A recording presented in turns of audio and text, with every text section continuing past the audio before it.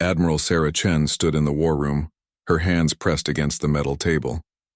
The holographic display showed the Proxima Centauri system, humanity's first colony beyond Earth. Red dots surrounded the blue planet, marking enemy ships. 12 alien vessels had blockaded the system 3 days ago. 3 million humans were trapped on the surface. The room was silent except for the soft hum of computers. Around the table sat Earth's most powerful leaders. General Martinez from the Mars Defense Force, Director Kim from Luna Base, President Hassan from the African Union. They all looked tired. The past week had been hell. "Show them the message again," Chen said to her aide. The hologram changed. A tall, thin alien appeared. Its skin was pale blue with 4 arms and large black eyes.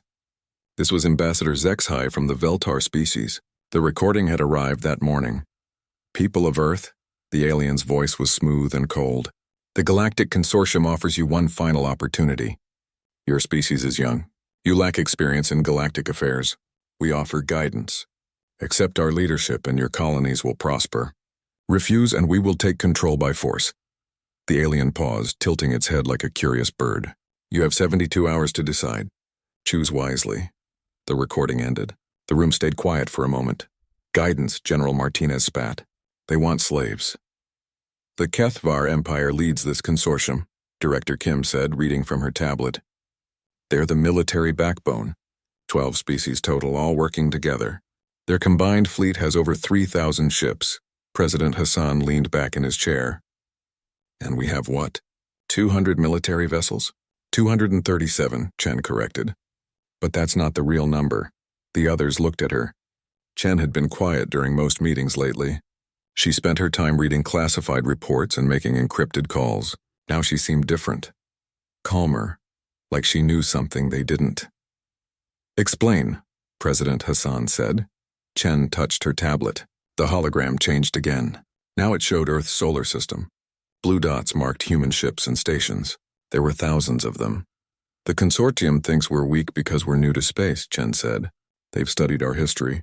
They see primitive humans fighting with swords and guns. They think we haven't changed much." She pointed to the display. "They counted our warships.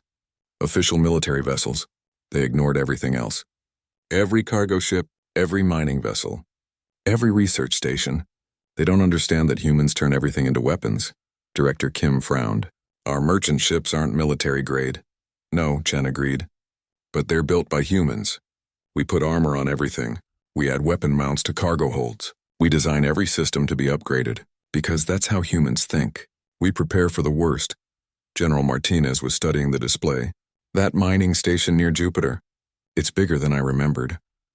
"Because it's not just mining," Chen said. "It's also manufacturing combat drones. Has been for 5 years. The research stations around Saturn, they're testing new weapons. The cargo ships moving between Mars and Earth, half of them carry military supplies." She touched the tablet again. Now the display showed ship designs, sleek vessels that looked nothing like the bulky freighters everyone knew. "Project Prometheus," Chen said quietly. "We've been building a real fleet. Hidden shipyards on the far side of Luna, underground factories on Mars, assembly plants in the asteroid belt. The consortium thinks we have 200 ships. We actually have over 2,000, the room erupted. Everyone started talking at once. President Hassan raised his hand for silence. "Why wasn't I told about this?" he demanded. "Need to know basis," Chen replied. "We hoped we'd never need it. But when the consortium started taking our colonies, we activated the program." "Our colonies?" Director Kim asked. "This is about more than Proxima Centauri?" Chen nodded grimly. "They've been moving slowly for months. Trade negotiations that turned into permanent bases. Research partnerships that became military outposts. They're not conquering us quickly. They're slowly squeezing us out of space." She pulled up another display. Red zones marked consortium territory. It surrounded human space like a closing fist. "They want us to submit voluntarily," Chen continued. "Make it look like we chose to join them. But if we refuse, they'll take our colonies one by one, start with the weakest. Make examples, force us to surrender. So what do?" President Hassan asked. Chen straightened up. For the first time in days, she smiled. It wasn't a pleasant smile. "We give them exactly what they asked for," she said. "A choice." The next morning, Ambassador Zexhai returned to Earth. This time he came in person, his ship landing at the Geneva spaceport. He walked into the United Nations building with confidence. The humans would surrender. They had no other option. The meeting room was simple. A long table, basic chairs, no decorations. Admiral Chen sat alone on the human side. The alien ambassador brought 2 guards, large muscular creatures from the HFY Empire. Their skin was dark red, their eyes yellow. They carried weapons openly. Admiral Chen, Zexhai said, sitting across from her. I hope you've had time to consider our offer. We have, Chen replied. And? Chen leaned forward. Her voice was calm, professional. You have 24 hours to withdraw all consortium forces from Proxima Centauri. Remove your ships from human space. Return to your own territory. The alien ambassador stared at her. Then he began to laugh. It was a high musical sound that didn't match his serious expression. Admiral, perhaps you misunderstood. We have 12 ships surrounding your colony. We have the most advanced technology in the galaxy. Your people are trapped helpless. I understand perfectly, Chen said. You have 24 hours. One of the HFY guards growled something in their own language. Zexhai raised a hand to quiet him. Admiral, let me be clear. If you refuse our generous offer, we will take your colonies by force. Your people will suffer. Many will die. This is your last chance to avoid bloodshed. Chen stood up. The meeting was over. Ambassador, let me be equally clear. You came to our space. You threatened our people. You demanded our surrender. Now you have 24 hours to leave. This is humanity's last warning. The aliens left, still laughing among themselves. They thought the humans were insane, delusional. A primitive species that didn't understand the reality of their situation. Back in the war room, Chen watched the alien ship depart. Around her, Earth's military leaders were making final preparations. Encrypted messages went out to every human ship and station. Weapons came online. Hidden fleets began moving into position. Do you think they'll withdraw? General Martinez asked. Chen shook her head. No, they can't show weakness to the galaxy. They'll see this as a bluff. And if they attack our colonists? Chen's expression hardened. Then they'll learn why Earth is still here after 4 billion years. They'll discover what happens when you threaten a human's family. She looked at the countdown timer on the wall. 23 hours and 47 minutes remaining. They studied our history, she said quietly. They saw wars and violence. They thought it made us primitive. They didn't understand that it made us survivors. Every human alive today carries the genes of warriors, of people who fought and won against impossible odds. The timer continued counting down. In space, consortium ships maintained their positions around Proxima Centauri. On their bridges, alien officers prepared for an easy victory against a weak young species. None of them noticed the new energy signatures appearing throughout the solar system. None of them realized that humanity had just declared war on the galaxy. The 24 hours were almost up. 24 hours had passed. General Thakmor of the HFY Empire stood on the bridge of his flagship, watching the human colony below. Proxima Centauri B looked peaceful from orbit. Green continents, blue oceans, white clouds. 3 million humans lived down there, unaware that their world was about to change forever. No response from Earth? He asked his communications officer. None, sir. Complete silence, Thakmor nodded. The humans were accepting reality. Their foolish ultimatum had been ignored, and now they understood their powerlessness. It was better this way. A quick show of force would save lives in the long run. Begin bombardment of the orbital stations, he ordered. Surgical strikes only. We want the planet intact. The human orbital stations were small, simple structures, mostly research facilities and communication arrays. Easy targets. The consortium ships opened fire with precision energy weapons. One by one, the stations exploded in bright flashes. Thakmor watched with satisfaction. This was how civilized warfare should be conducted. Clean, efficient, minimal casualties. The humans would see their defenses destroyed and surrender quickly. His tactical officer turned from his console. Sir, I'm reading some unusual energy signatures from the inner system. Explain. Long range.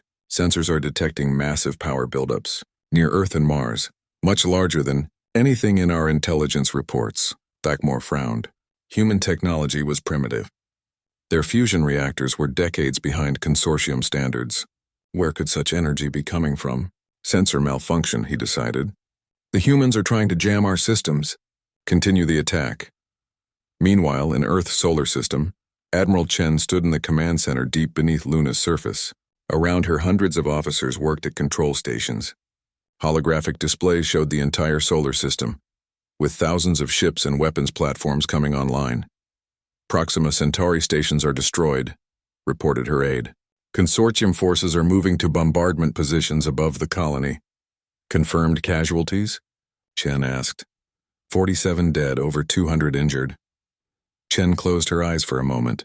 47 people who would never go home. 47 families destroyed by alien arrogance. When she opened her eyes again, her expression was cold as space itself. Send the activation code to all units, she said. Operation Prometheus is now active. The aide hesitated. Admiral, once we do this, there's no going back. The galaxy will see what we really are. Good, Chen replied. It's time they learned. Throughout the solar system, humanity's true nature began to reveal itself. On Luna's far side, massive panels slid away from crater walls.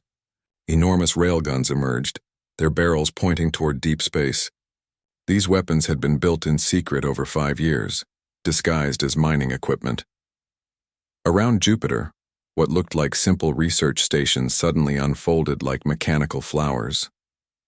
Kinetic bombardment platforms revealed themselves, loaded with tungsten rods that could punch through any armor at near light speed. Mars opened like a metal fruit. The red planet's surface split along hidden seams, revealing vast launch bays beneath. Ships poured out by the hundreds. Sleek, deadly vessels that had never appeared in any public report. But the real surprise was Earth's merchant fleet. Every cargo ship, every passenger liner, every mining vessel suddenly transformed. Hidden armor plates deployed. Concealed weapon systems came online. What the consortium thought was a civilian fleet became a military armada. In the asteroid belt, mining operations that had worked for decades revealed their true purpose. They hadn't just been extracting minerals. They had been building an automated defense network. Thousands of combat drones activated simultaneously, their sensors locking onto any non-human ship signature. Back at Proxima Centauri, General Thakmore was beginning to understand that something was very wrong. His long-range sensors were being overwhelmed by energy signatures from Earth's system, impossible amounts of power suggesting a military force 10 times larger than intelligence reports had indicated. Sir, his communications officer called out. I'm intercepting human military transmissions. They're using encryption we can't break. What are they saying? We can't decode it, but the volume is enormous. Thousands of ships are talking to each other. Thakmore felt a chill run down his spine. Thousands of ships. The humans were supposed to have barely 200 military vessels. His tactical officer looked up from his station, face pale. General, I'm reading massive fleet movements throughout human space. Ships are leaving hidden bases on every planet and moon. Sir, there are more human vessels activating than we have in our entire battle group. That's impossible, Thakmore growled. Human technology is primitive. They can't hide that many ships from our sensors. Unless, his science officer said quietly, they weren't hiding the ships. They were hiding what the ships really were. On the main display, new contacts appeared. Human vessels dropping out of faster-than-light travel at the edge of the system, not the bulky, slow freighters from intelligence reports. These were warships built for one purpose only. The lead ship opened communications. A human face appeared on screen. Male, middle-aged, with gray hair and cold blue eyes. He wore a military uniform Chen had never seen before. Consortium forces, the human said, his voice completely calm. This is Admiral Rodriguez of the Sol Defense Fleet. You have attacked our people unprovoked. You now have one opportunity to surrender. Power down your weapons and prepare to be escorted from human space, General Thakmore snarled. One opportunity? A handful of human ships against 12 consortium vessels? Human Admiral, he replied. You are outnumbered and outgunned. Withdraw immediately or face destruction. The human smiled. It was not a pleasant expression. General, you seem to be confused about the tactical situation. Allow me to clarify. The display changed. Suddenly, Thakmore could see what human sensors were showing him. His 12 ships were surrounded by over 50 human vessels that had somehow approached without being detected. More were arriving every minute. How? He whispered. We've been preparing for this day since we first learned about your consortium, Admiral Rodriguez said. Every ship you're facing was designed to hunt aliens like you. Every weapon system was built to counter your technology. Every tactic we're using was developed specifically to kill your kind. The general's communications officer was frantically trying to contact the other consortium fleets. "Sir, I can't reach the main fleet. Something's jamming all long-range communications." "That would be us," the human admiral said pleasantly. "We wouldn't want you calling for help." Thakmor realized with growing horror that this had been planned from the beginning. The humans hadn't been caught off guard. They had been waiting, preparing, building toward this exact moment. "You're making a mistake," he said, trying to keep his voice steady. "The consortium has thousands of ships. If you attack us, you'll face retaliation that will destroy your entire species." "General," Admiral Rodriguez replied, "you killed 47 of our people today. You threatened 3 million more. In human culture, that means you've declared war on our entire species." The human's expression grew even colder. "Let me explain something about humans that your intelligence clearly missed. We don't fight wars to win territory or resources. We fight wars to completely destroy anyone who threatens our families. And right now, that's you." Around Proxima Centauri, the human ships began moving into attack formation. They didn't move like the stately fleets of other galactic powers. They moved like predators surrounding prey, fast, coordinated, deadly.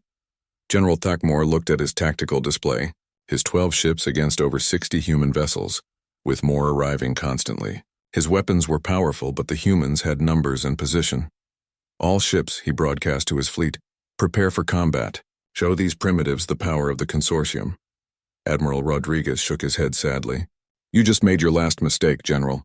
The battle for Proxima Centauri was about to begin, but it wouldn't be the easy victory the consortium had expected. Instead, it would be the galaxy's first glimpse of what humans were truly capable of when someone crossed the line and threatened their people." The first shot came from General Thakmor's flagship. A brilliant blue energy beam that could punch through a moon struck the lead human vessel. The beam hit the ship's shields and scattered harmlessly into space. Thakmor stared at his tactical display in disbelief. That weapon should have destroyed any ship in the galaxy. The human vessel hadn't even slowed down. "Impossible," he whispered. "Our weapons are the most advanced in known space." His science officer checked his readings twice before responding. "Sir, their shields aren't just deflecting our energy weapons. They're absorbing them. Somehow they're turning our attacks into power for their own systems." On the human flagship, Admiral Rodriguez smiled grimly. "Consortium forces just opened fire. All ships, you are weapons-free. Show them what we learned from studying their technology." The human response was immediate and overwhelming, but it wasn't what any galactic military would expect. Instead of returning fire with energy weapons, the human ships launched physical projectiles. Thousands of them. Simple metal rods accelerated to incredible speeds. The consortium ship's shields, designed to stop energy beams and plasma bolts, were useless against kinetic weapons. The metal rods punched through the barriers like they weren't there. Thakmor's fleet took devastating hits in the first exchange. "All ships, evasive maneuvers," the general ordered. "Return fire." But the human ships were already moving. Not in the predictable patterns that galactic navies used, but like a pack of wild animals hunting together. They coordinated perfectly, each ship knowing exactly where the others would be.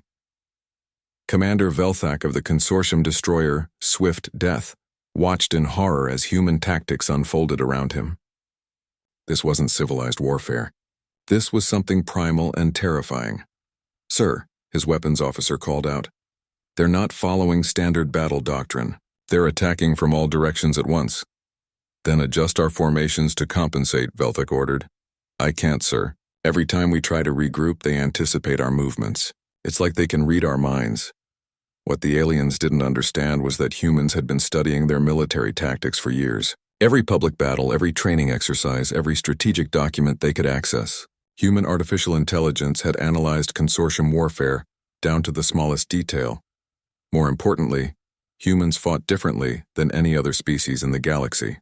Other races waged war with honor, following rules and traditions. Humans waged war like the persistence hunters they had evolved to be. They didn't seek glorious victory.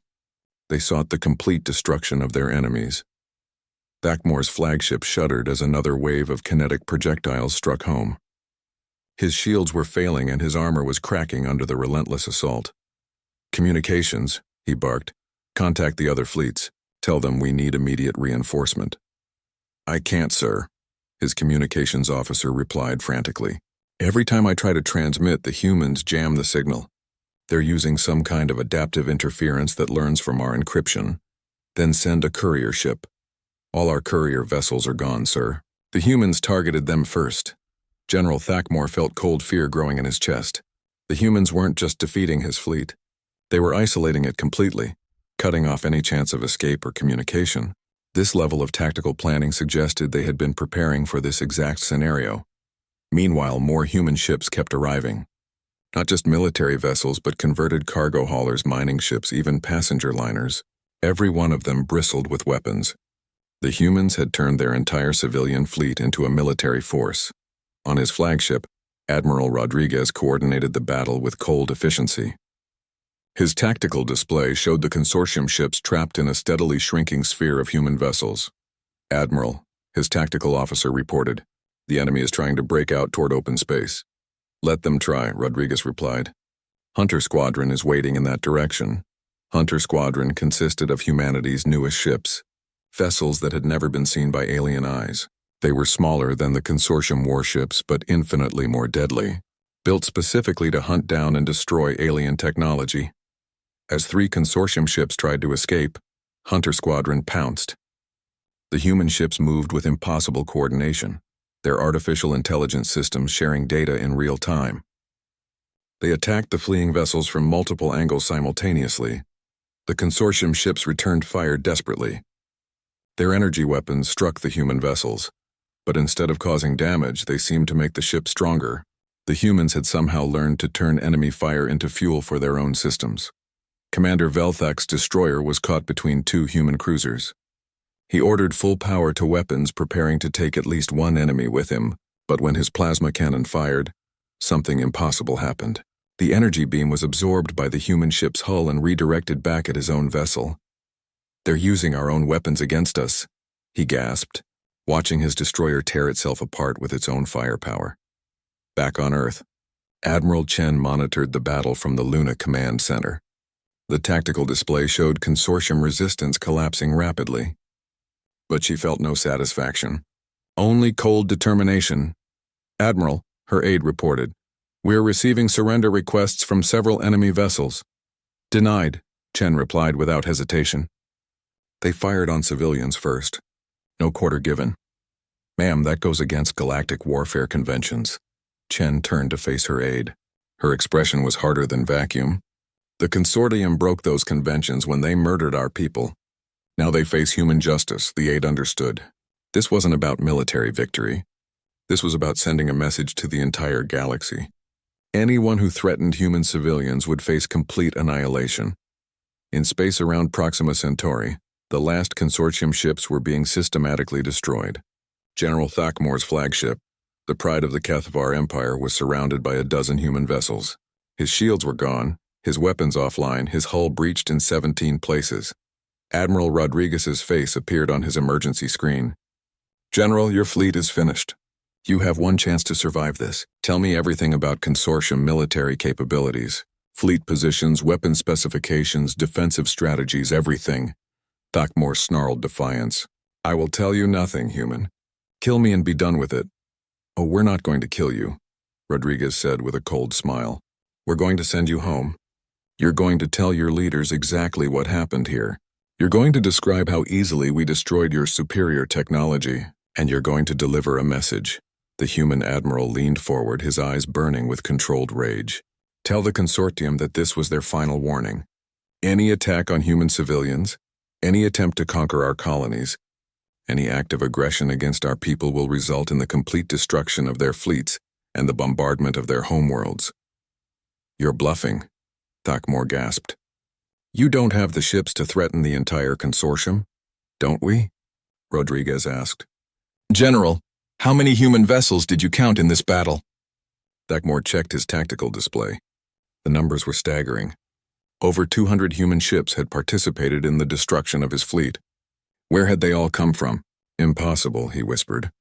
"Your intelligence reports showed only 200 military vessels total." "Those reports were correct," Rodriguez confirmed. "We do have 200 dedicated warships, but every human vessel can become a weapon of war.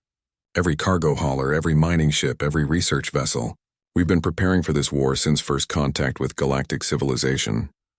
The truth hit Thakmor like a physical blow. The humans hadn't been building a normal spacefaring civilization. They had been building a military force disguised as civilian infrastructure. Every ship, every station, every facility was designed for one purpose: warfare. "You're all insane," he breathed. "No," Rodriguez replied. "We're human. And you just learned the difference." The general's flagship was tractored toward a human vessel. He would be taken back to consortium space along with a handful of other survivors. They would carry the news of this defeat back to their leaders. As his ship was pulled away, General Thakmor looked back at Proxima Centauri. The human colony below was safe. The orbital stations were already being rebuilt. And more human ships were arriving every hour, turning the system into an armed fortress. The consortium had made a terrible mistake. They had awakened something that should have remained sleeping. Now the galaxy would have to deal with the consequences of facing humanity's fury. 3 weeks after the Proxima Centauri disaster, the Galactic Consortium's High Council met in emergency session. The Great Chamber on Veltar Prime had never seen such chaos. Representatives from 12 species argued loudly, while holographic displays showed the wreckage of General Thakmor's fleet. Supreme Chancellor Zexkai of the Veltar called for order. His forearms gestured frantically as he tried to restore calm to the session. "The situation is clear," he announced. "A primitive species has destroyed an entire battle group through trickery and deception. We cannot allow this insult to stand." High Commander Groktar of the Kethfor Empire slammed his massive fist on the council table. His red skin was darker than usual, showing his rage. "My best general barely escaped with his life," he growled. "The humans used dishonorable tactics. They violated every rule of civilized warfare. Then we show them the price of such behavior," said Prime Researcher Quintal of the Scientific Nexus Collective. "Deploy the Grand Fleet. 200 of our finest warships should be sufficient to glass their homeworld." General Thakmor stood at the center of the chamber, still recovering from his injuries. His once proud uniform was burned and torn. His left arm hung in a medical support device. "With respect, honored council," he said, "you don't understand what we faced." The chamber fell quiet. All eyes turned to the general, who had suffered the consortium's worst military defeat in centuries. "Speak," Chancellor Zexkai commanded. Thakmor activated a holographic projector.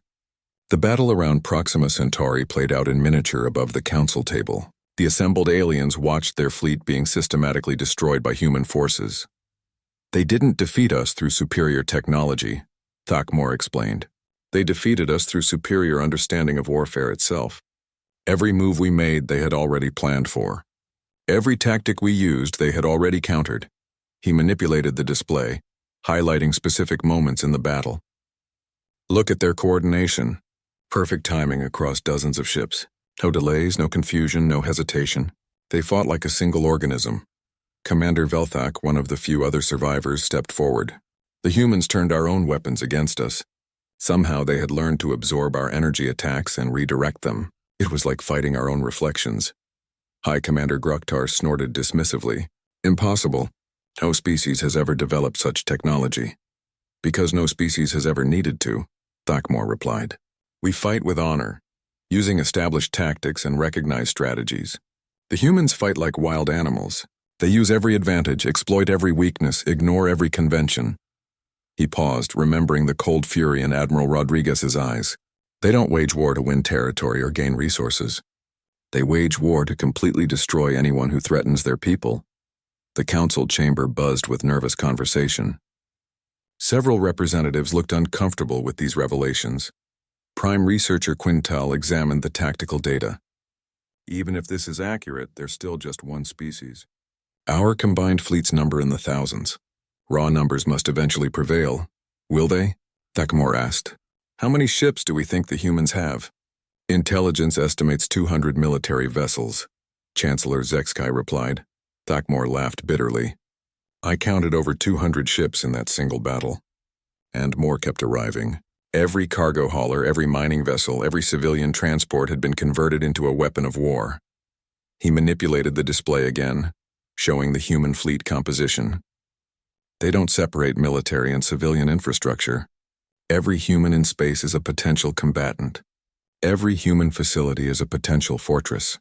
The implications hit the Council like a physical blow. If the humans had militarized their entire civilization, their actual combat strength could be enormous. Surely you exaggerate, Prime Researcher Quintal said weakly. Commander Velthak shook his head. If anything, the General understates the situation. I watched human cargo ships reconfigure themselves into battleships in real time. Their mining equipment became weapon systems. Their communication arrays turned into targeting sensors. Then we strike before they can prepare further, High Commander Groktar declared. The Grand Fleet will jump directly to their homeworld. Destroy Earth and end this threat permanently. Chancellor Zekskai considered this proposal. The Grand Fleet was the consortium's most powerful force. 200 ships from every member species equipped with the finest weapons and commanded by the best officers. Surely even the humans couldn't stand against such overwhelming force.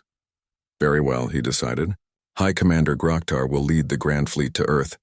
This human insolence ends now. Meanwhile, in Earth's solar system, Admiral Chen stood in the renovated command center beneath Luna's surface. The facility had been expanded dramatically since the Proxima Centauri battle. Thousands of officers now coordinated humanity's growing military force. Long-range sensors detect a massive fleet buildup in consortium space, her intelligence chief reported. At least 200 ships from multiple species. They're preparing for a major offensive, Chen nodded calmly. This had been expected. The consortium couldn't ignore their defeat at Proxima Centauri. They would respond with overwhelming force, hoping to crush humanity before the truth about human capabilities spread through the galaxy. Estimated arrival time? 6 days, Admiral. They're using standard FTL drives, so we'll have advance warning when they enter the outer system. Good. That gives us time to complete preparations. Chen turned to her tactical officer. Status of the Sol defense grid? All platforms online and fully operational, ma'am. The asteroid belt installations are ready. Jupiter's moon bases have armed their kinetic bombardment systems. Mars Defense Command reports all underground facilities prepared for siege conditions. Chen smiled coldly. The consortium thought they were bringing overwhelming force to bear against a primitive human world. Instead, they were flying into the most heavily defended system in galactic history. What about our mobile forces? 3,000 vessels ready for deployment, came the reply. That includes converted civilian ships, automated drone swarms, and our new hunter-killer squadrons. 3,000 ships. The consortium intelligence estimated humanity had barely 200. They were about to learn how badly they had underestimated human industrial capacity. Admiral, her communications officer called out. We're receiving a message from the approaching consortium fleet. Put it through. The holographic display showed High Commander Groktar standing on the bridge of his massive flagship. Behind him, alien officers worked at control stations that looked more like art installations than military equipment. Humans of Earth, the Kethvar commander announced. You have committed acts of war against the Galactic Consortium. Your destruction of our fleet at Proxima Centauri violated every law of civilized warfare. He paused, trying to look impressive and threatening. I am High Commander Groktar of the Consortium Grand Fleet. You will surrender immediately and submit to judgment for your crimes. Refuse, and we will reduce your world to radioactive ash. Chen stepped into view of the camera. Her expression was calm, almost bored. High Commander, she said pleasantly. Thank you for the warning. It's always helpful when enemies announce their intentions in advance. Groktar seemed taken aback by her casual response. You don't seem to understand your situation, human. We bring 200 warships against your pathetic defenses. Actually, Chen replied, I understand perfectly.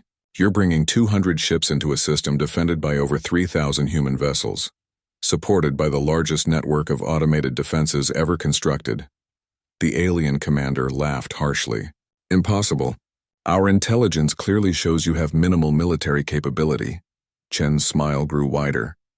High Commander, let me explain something about human intelligence gathering. We've been watching you for years. We know exactly how many ships you have, where they're positioned, what weapons they carry, and how their crews are trained. She paused, letting that sink in. But you know almost nothing accurate about us. Every piece of intelligence you have is either outdated or deliberately misleading. We've been preparing for this war since first contact, and you never even noticed. Bluff all you want, Groktar snarled. In 6 days, you'll face the full power of the consortium. Yes, Chen agreed. And in 6 days you'll understand why crossing humanity was the worst mistake your species ever made. The transmission ended. Around the command center, human officers continued their preparations. In 6 days, the consortium would learn that humanity's fury, once awakened, could reshape the balance of power among the stars. 6 months had passed since the destruction of the consortium Grand Fleet. High Commander Groktar was dead, his flagship nothing but debris floating in the cold vacuum of space. Of the 200 ships that had attacked Earth, none returned home. The news had spread across the galaxy like wildfire. Humanity, the young species that everyone had dismissed as primitive, had destroyed the most powerful military force in known space. The Galactic Consortium was collapsing as member species fled the Alliance. Terrified of drawing human attention to their own worlds, Ambassador HFY stood outside the newly constructed human embassy on Proxima Centauri B. The building was simple, functional, and surrounded by obvious defensive systems. Like everything human, it served multiple purposes: embassy, fortress, and warning all in one. The colony around him had changed dramatically. What had been a peaceful research outpost was now clearly a military stronghold. Orbital defense platforms surrounded the planet. Patrol ships moved constantly through the system. Every human he saw carried themselves like a soldier.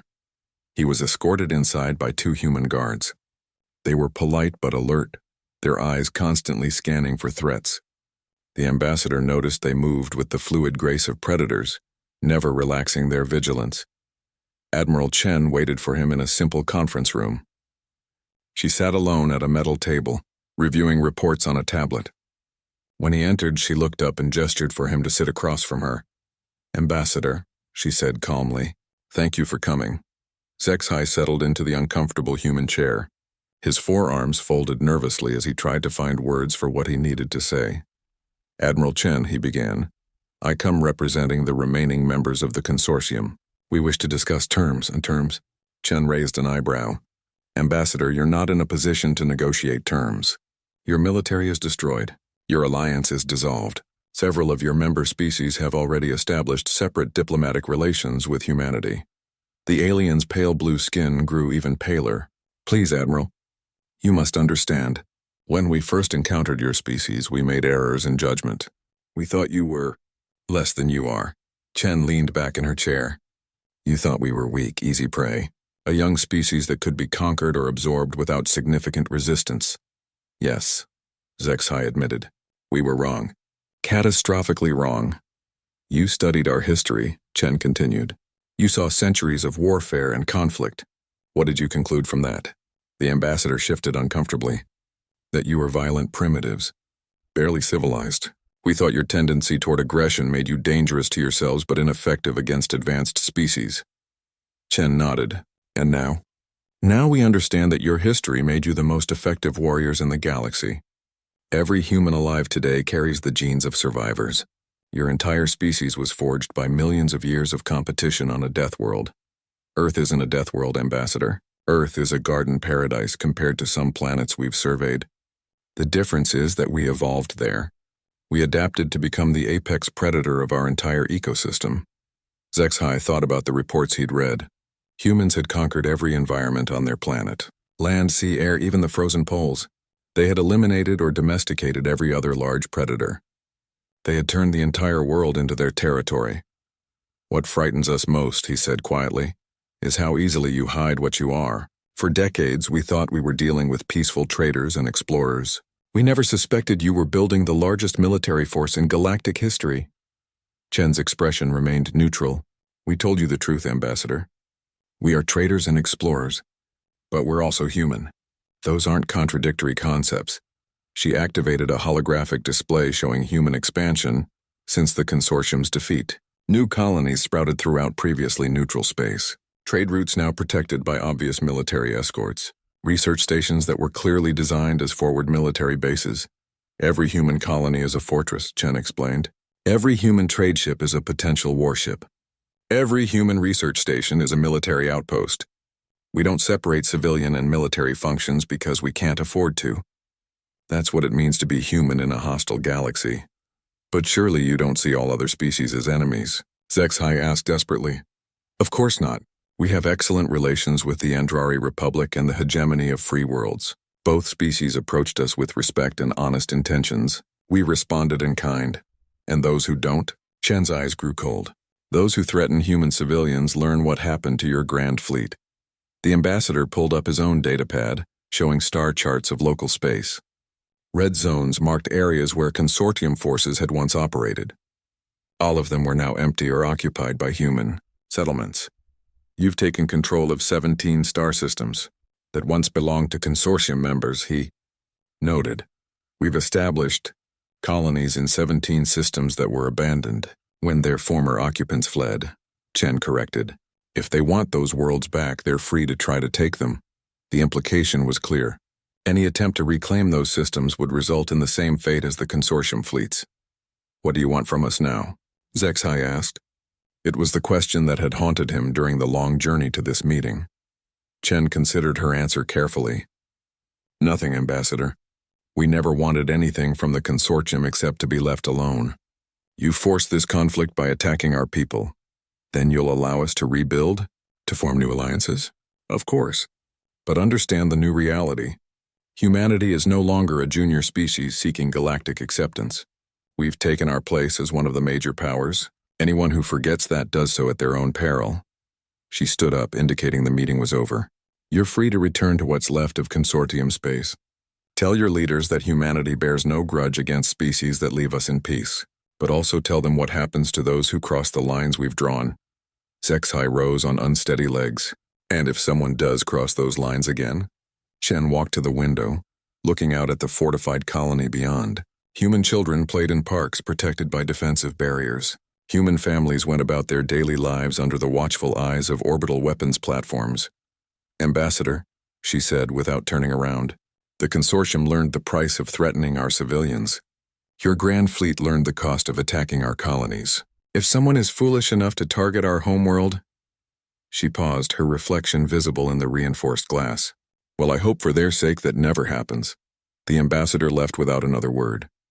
His ship departed the system under heavy escort, carrying news of humanity's new position in galactic politics back to what remained of the consortium. 2 years later, Admiral Chen stood in the same conference room, but now she wore a different uniform. Humanity had reorganized its military structure to reflect their new status as a major galactic power. The Solar Defense Force had become the human colonial navy, with fleets stationed throughout human space. Her aide entered with the daily intelligence briefing. 3 more species have requested formal diplomatic relations, he reported. The Zephyrian Union, the Crystal Hegemony, and the Wanderer clans, all approaching with proper respect? Yes, ma'am. Full diplomatic protocols, advance notice, no military escorts in their delegations. Chen nodded approvingly. Word had spread throughout the galaxy. Approach humanity with honor and respect and receive the same in return. Come with threats or demands and face the consequences. Any word from the remaining consortium worlds? They formed a new alliance called the Cooperation Sphere. Much smaller than the old consortium, and they've made it clear they want no conflict with humanity. Good. What about expansion requests? Colony Command is requesting approval for settlements in the Kepler 442 and Wolf 1061 systems. Both are in neutral space, no competing claims. Approved. Make sure both colonies are established with full defensive infrastructure from day one. The aide made notes on his tablet. The Kepler colony will be primarily agricultural, but they're requesting a full orbital defense grid. Every human colony gets full military protection, Chen said firmly. That's not negotiable. We learned our lesson when the consortium threatened Proxima Centauri. Through the window, she could see the bustling activity of humanity's first interstellar colony.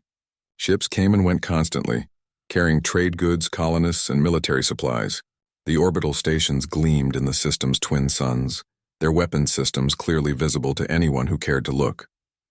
Humanity had found its place among the stars, not as the galaxy's newest members, but as its newest apex predators. They had proven that crossing their lines carried a price too high for any rational species to pay. The lesson had been learned. Throughout known space, military planners and political leaders remembered the fate of the consortium fleets. They studied human tactics, analyzed human capabilities, and reached the same conclusion. It was better to have humanity as friends than enemies. And for those who might forget that lesson, the wreckage of 200 consortium warships served as a permanent reminder floating in the cold vacuum around Earth. Monument to the price of underestimating humanity's fury when their people were threatened. The galaxy had learned to respect the lines humanity drew,